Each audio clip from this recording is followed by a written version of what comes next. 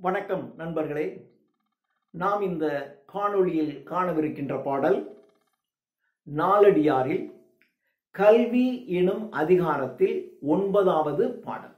ஒரு அதிகாரத்தில் 10 பாடல் இருக்கும். இது கல்வி எனும் அதிகாரத்தில் 9வது பாடல். இப்பொழுது நாம் பார்க்கவிருக்கின்றோம். கல்லாரே ஆயினும் கற்றாரை சேர்ந்து ஒழுகி நல் அறிவு நாளும் தலைப்படுவர் தொல் சிறப்பின் ஒன்றிப் பாதிரிப்பூ சேர்தலார் புத்தோடு தண்ணீர்க்கு தான் பயந்தாங்கு என்று இந்த பாடல். கல்லாரை ஆயினும் கற்காதவர்கள், கல்வி கற்காதவர்களாக இருந்தாலும், பள்ளிக்கூடத்திற்கே போகல, எந்த கல்வியும் அவர்கள் கற்றுக்கொள்ள இயலவில்லை, கற்றுக்கொள்ள அவர்களுக்கு இயலவில்லை அல்லது காலமில்லை. அப்படி கல்லாரே ஆயினும் கற்றவர் கல்லாதவர்களாக இருந்தாலும் கற்றாரை சேர்ந்து, கற்றவர்களை சேர்ந்து, நாம் ஒன்றும் கற்கல, ஆனால் கற்றவர்களோடு நாம் சேர்ந்து கொள்ள வேண்டும். பூவோடு சேர்ந்த நாரும் மனம் பெறும். அதை போல கற்றவர்களோடு நாம் சேர்ந்தால் நமக்கும் அது பயன்படும். அந்த கருத்தை தான் இங்கே வேறு வகையிலே சொல்லுகிறார். கல்லாரே ஆயினும் கற்றாரை சேர்ந்து ஒழுகி, அவர்களோடு சேர்ந்து நடப்பவர்களாக நீங்கள் இருந்தீர்களேயானால், கற்றவர்களோடு சேர்ந்து நடப்பவர்களாக நீங்கள் இருந்தால், நல் அறிவு, நல்ல அறிவானது நாளும் தினம்தோறும் நாள்தோறும் நல்ல அறிவானது நாள்தோறும் தலைப்படுவர். நல்ல அறிவை நாள்தோறும் பெற்று தலைப்படுவர். தலை என்றால் முதன்மையானது. அப்போ தலைப்படுவர் அப்படின்னா முதன்மைப்படுத்தப்படுவர். நீங்க நல்ல அறிவுடையவர்களாக இருந்தீர்களேயானால் எந்த இடத்திலும் அந்த தலைமை பொறுப்பு உங்களை வந்தடையும். முதன்மையாக முதல் வரிசையிலே நீங்கள் அமர வைக்கப்படுவீர்கள் அல்லது தலைமை பீடத்திலே நீங்கள் அமர வைக்கப்படுவீர்கள். தலைமை பொறுப்பை வகிக்கின்ற தன்மை உங்களுக்கு வந்துடும். நீங்கள் கற்றவர்களாக இல்லாமல் இருந்தாலும் நீங்கள் கற்றவர்களோடு சேர்ந்து நடப்பீர்களே ஆனால் உங்களுக்கு தலைமை, நல் அறிவு, உங்களுக்கு தினம்தோறும் நல்ல அறிவு கிடைக்கும். நீங்கள் தலைப்படுவீர்கள், முதன்மை அடைவீர்கள்.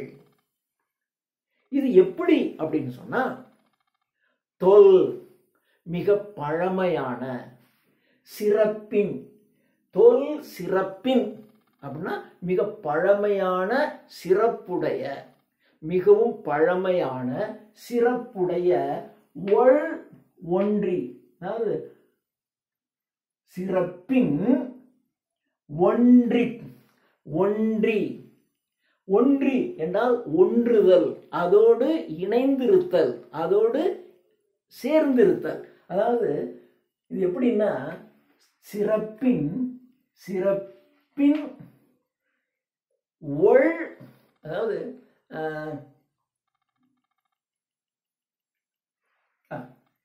தொல் சிறப்பின் ஒன்றி ஒன்றி பாதிரிப்பூர் சேர்ந்தனார்.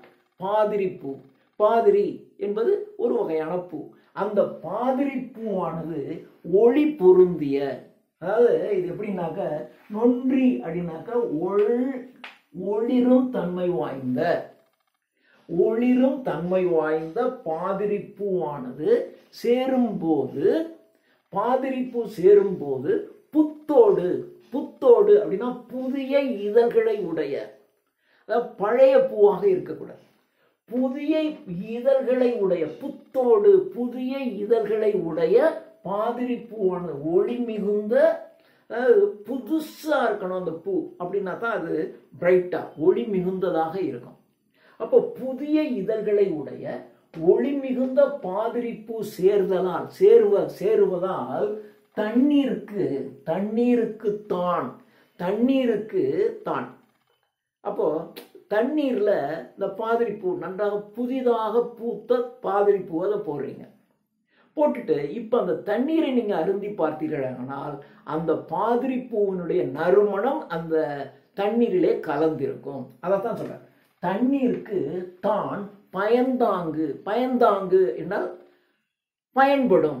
இந்த தண்ணீருக்கு தான் பயன்தாங்கு என்றால் பயன்படும்.